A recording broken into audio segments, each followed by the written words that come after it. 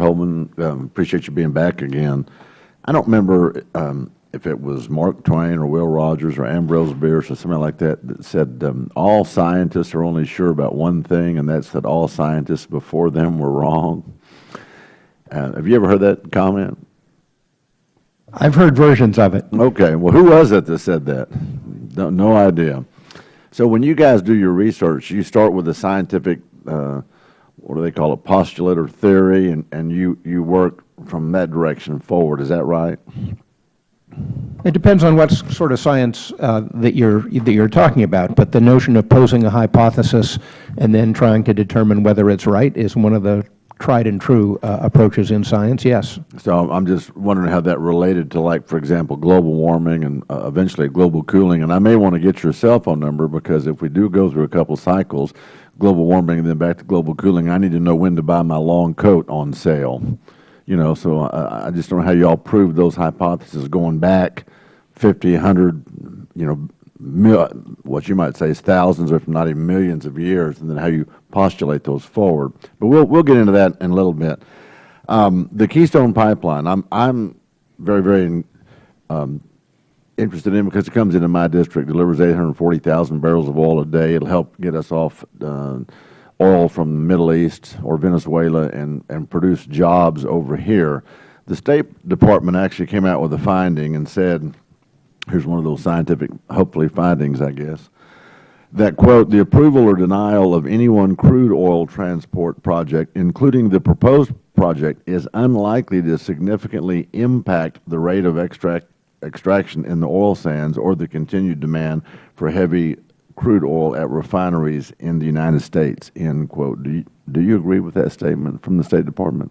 Well, I would say, number one, I have not done a review at this point of the State Department's analysis of that, and not having looked at the analysis, I don't want to say whether I agree with it or not. Okay. Well, it is a respectable position. There are others. So they're from the government. They're here to help. So looking at your budget as you've put it forward and the different areas, there's one, like Congressman Weber said, on fracking, where that study has never been done.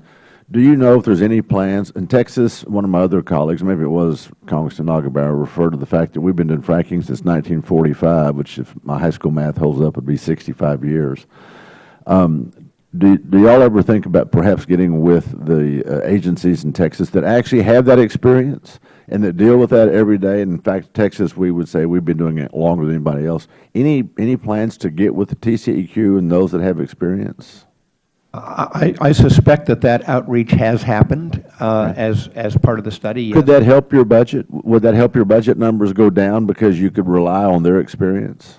I suspect the budget numbers take into account the fact that we have been reaching out to the constituencies that do this. Okay.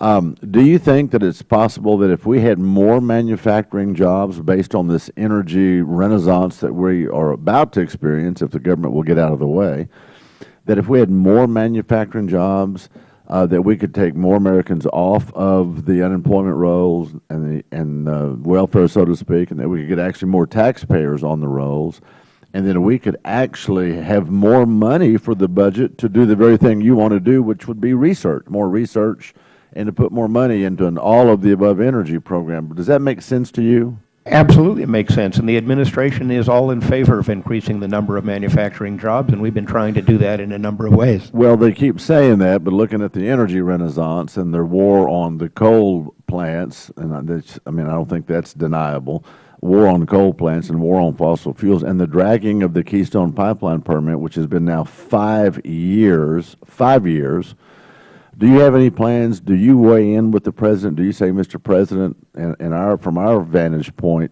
if you would approve the permit, as the State Department said, using the State Department's language, it was an amendment I got on a bill through the House, taking the permitting process away from the President.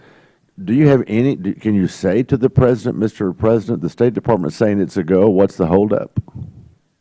As I understand it, the ball on that issue is still in the State Department's court. That was an analysis. The Secretary of State has not made a national interest determination at this point. And So we're awaiting that. But you're the scientist, you have the budget, you're putting together the budget, you want more research, you want more money to do these kinds of things, and if we can get more taxpayers, we can increase that budget, right?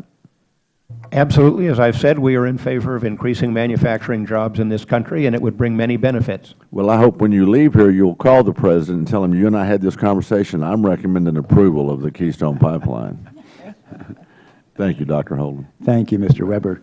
The gentleman from California, Mr. Swalwell, is recognized. Thank you, Mr. Chairman, and thank you, Dr. Holdren. And Dr. Holdren, I have to say I'm disappointed that many of my colleagues